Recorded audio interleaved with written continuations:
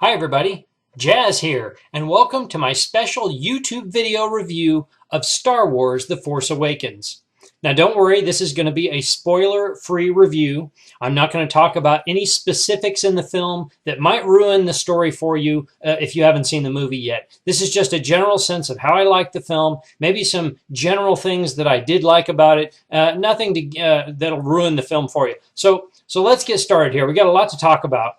First, we have to talk about how the sausage is made in the kitchen a bit. And in doing so, we're going to start off with the writing and directing. Now, many of you may not know that J.J. Abrams was not just the director and a producer for the film, but he was one of the co-writers. There were 3 co-writers for The Force Awakens. First, of course, is J.J. Abrams, who, if you're not familiar with his work, he produced the Star Trek reboots. He produced 3 different Mission Impossible film scripts. He was part of the production team for Lost, the TV series from 2004 through 2010. He was a producer actually for Cloverfield 2008. And then the Alias TV series that was so popular from 2001 through 2006.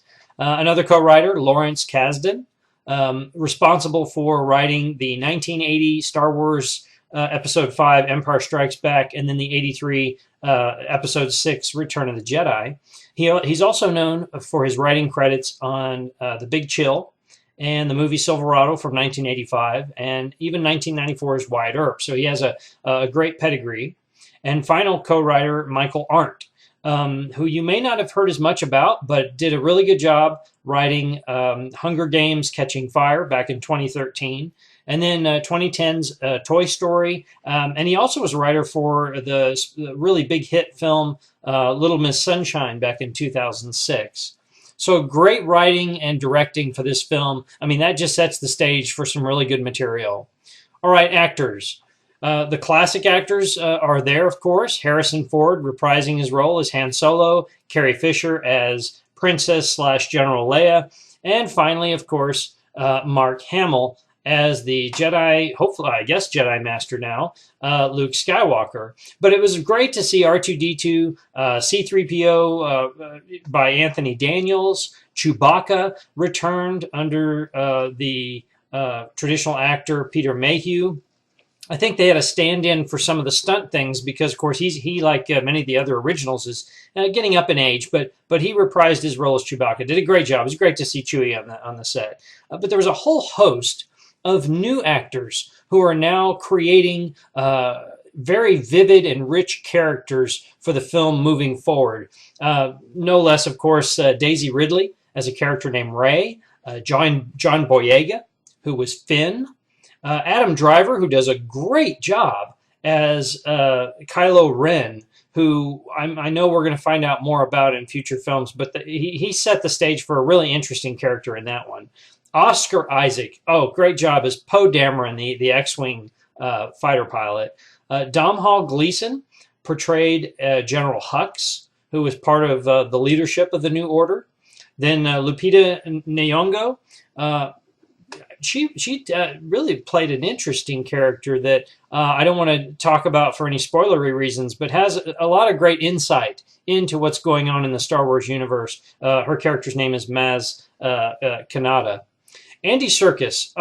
Andy Serkis is amazing in anything he does. I think he is the gold standard for great motion capture characters. Now, the mysterious Supreme Leader Snoke is who he portrays, and I can't wait to find out more about that character. That's an interesting character in and of itself. And then finally, Gwendolyn Christie, who many of you know from Game of Thrones. She portrays a character called Captain Phasma, and I hope to see more of that character in the future as well. I was intrigued by that role. All right, so my assessment of the film. Overall, and very briefly, I loved it. I loved Star Wars The Force Awakens. It was amazing. It's a marvelous continuation of the Star Wars saga. I'm anxious to see where the story develops from here, from this film. They really set the stage nicely for a new arc for the series. I'm equally excited about the one-off films that are coming up in the what you might call the between years, between the major episodes. they're going to be interspersed every other year. So essentially, every single year for the next foreseeable few years, you're going to have some fresh Star Wars storyline goodness coming to you annually, and that's just fantastic. I think that's really awesome. If the Star Wars franchise continues just in the same way that this film was presented, it's going to be gold for moving forward for a very long time. We're in for many wonderful future installments of this franchise. Let's talk about the top 5 aspects for the film, at least as I thought. Number 5, the well-placed humor and quips. Okay, there were very funny moments interspersed in the film, just like in the previous movies. They were subtle and pointed. Some great one-liners for a number of the characters. I was really impressed with that. Number 4, great acting from the entire cast, not just from the, of course, primary characters, but even one-off subordinate characters. Everybody did just a great job. But I'm particularly intrigued by the new actors who are portraying key character roles that are going to be handing off kind of the primary focus for the future films. I'm really excited about that. Just like any good novel, good character development means having depth and even characters having quirks that make them more palpable and identifiable for viewers. You either want to root for them or at least find out more about them. The one nice thing about this film, there are no cardboard cutout characters. There's no two-dimensional characters that you just feel like, they're just taking up space and performing a task. Each of the primary characters felt very immersive and relatable. So I'm very interested to find out more about them. Personal favorites, I would have to say Poe Dameron by Oscar Isaac. I was particularly intrigued by his character. There's something very encouraging and nurturing about the way he presents his character. It's very real, very palpable. And then, of course, Rey, portrayed by Daisy Ridley. I mean, obviously, it was intended that her background is a bit mysterious, and you're left to kind of wonder, well, what's her story? Where did she come from here? But essentially, the way she portrays her character, Rey, Daisy just does an amazing job in that. You just really feel like this is a tangible, substantial character that has a great deal of depth, and it's somebody you can root for. I just really love that. It's nice to have a strong female character who takes an active role in the events that transpire throughout the film. I personally love strong female characters, and Rey is a character that I think does a great job representing a great women's role in the film. Number 3, jaw-dropping visual effects that completely capture the sheer spectacle of the previous films. It really it harkens back to both Empire Strikes Back and Return of the Jedi. Really epic space battle, seat-of-your-pants kind of special effects. When I got to see and finally hear the Millennium Falcon on screen for the first time in years, it literally gave me chills. I mean, I just about lost my shit sitting there. It was just amazing. I was just so stoked. I mean, it just doesn't get much better than that.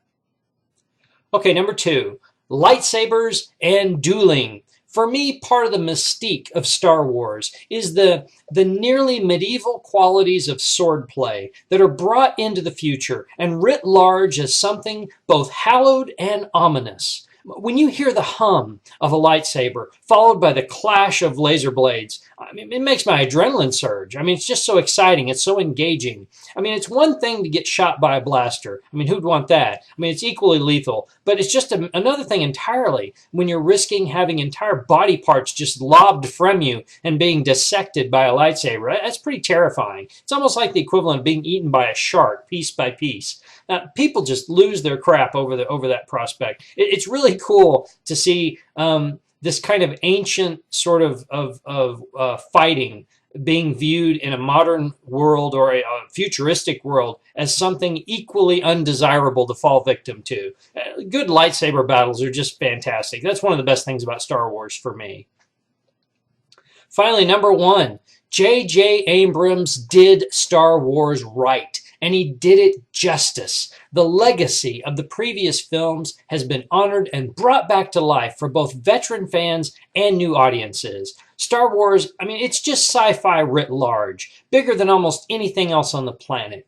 I mean, sure, there's legitimate arguments to be made for both Doctor Who and even the Star Trek franchises. But each of those are, I think, largely identifiable and maybe observed as either British or maybe American cultural phenomena, whereas Star Wars is truly one of the few universal sci-fi franchises. It crosses all cultural boundaries or identities. It's really inviting to most any person on the planet who likes heroic, epic storylines and compelling, action-packed sort of traditional hero story arcs. If you love that, I mean, there's something in any culture that a person can relate to when it comes to Star Wars. And yet, there's nothing that identifies Star Wars or the Star Wars universe as a microcosm of any particular culture or society on Earth.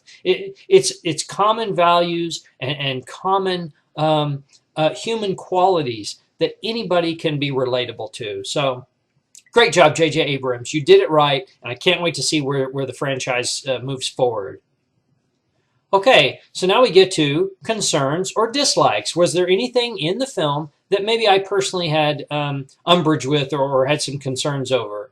Well, if there was anything, it would probably be that the movie's recurring list of primary objectives from previous films almost feels like, really? Again?